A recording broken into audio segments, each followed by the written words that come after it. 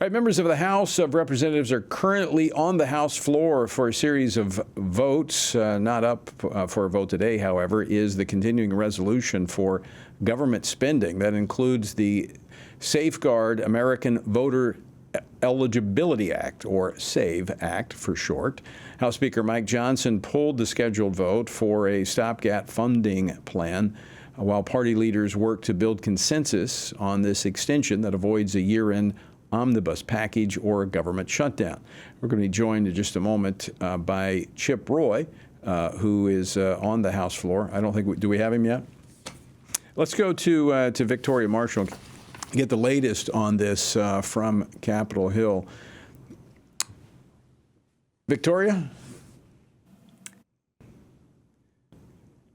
All right, Victoria, give us the latest on the SAVE Act and the CR. Yeah, well, Speaker Mike Johnson pulled the bill from a vote from the House floor today because he realized he didn't have the necessary votes to pass the bill. There's at least 15 House Republicans that were going to vote against it. That's at least what leadership's is saying. And at least seven Republicans said they publicly would not vote for it. So right now, Speaker Johnson and his team are going to be using the weekend to try and build a consensus and flip those no votes to see if they can pass it next week. All right. We'll see if we get. Thank you, Victoria. We're going to see if we get Chip Roy here with us in just a moment. But let me. I was actually on the Hill earlier today in a meeting with the Speaker discussing this issue. So here's what we have.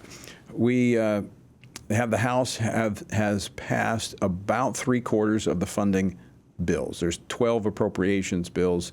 They have about 72% of government funding has been approved by the House, gone to the Senate, and guess what? The Senate hasn't dealt with it. It's just sitting there.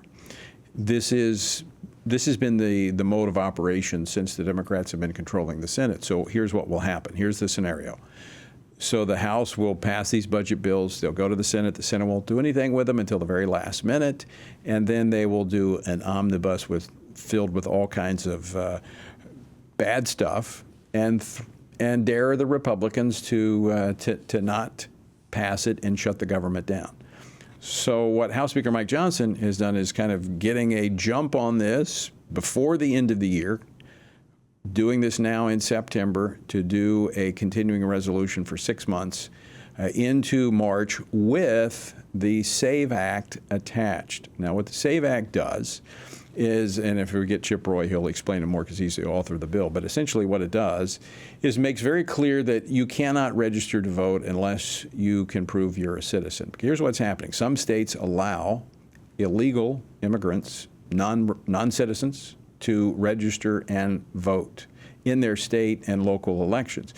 But when you get a ballot, remember when you go into the ballot booth, when you go into the voting booth, you don't get a ballot for federal elections and a ballot for state elections. You just get one ballot. And if you're, in many cases, not having to give proof of citizenship or anything else, you're voting. And that's been proven to be the case. Now, the Democrats say it's not happening, it's already illegal. Yes, it's illegal, but it's not being enforced because of the system that's set in place. This would put in place a system that makes very clear that if you're not a citizen, you can't register and you can't vote in federal elections.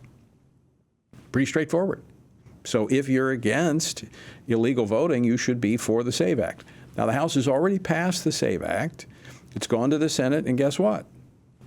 It hadn't moved. Chuck Schumer refuses to take it up.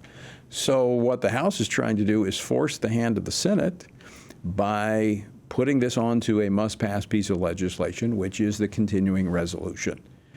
Now, the problem, as we just heard, is that there are a handful of Republicans who do not want to vote for this. And I understand there's some that they don't want to vote for CRs. They feel like it's time to get away from CRs. Agreed. CRs are a bad way to do business. But worse than CRs are omnibus bills. And here's the options. Here are the options before Congress. I've seen this play before. I know how the movie ends. So what happens is if they don't take this action now, and they're going on the offense by doing this, what you're going to have is in December, which is going to be a lame duck session of Congress, you will have, you'll probably get a temporary CR at the end of September that will push this into December.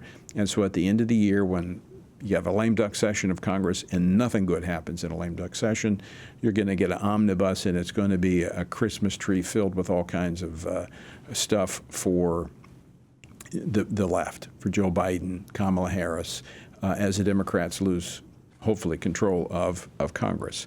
So this is a time. And so it would be very helpful for you to contact your members of Congress and tell them to support the SAVE Act and on this continuing resolution to get past the end of the year into the next Congress, hopefully to get back to regular order when it comes to budgeting.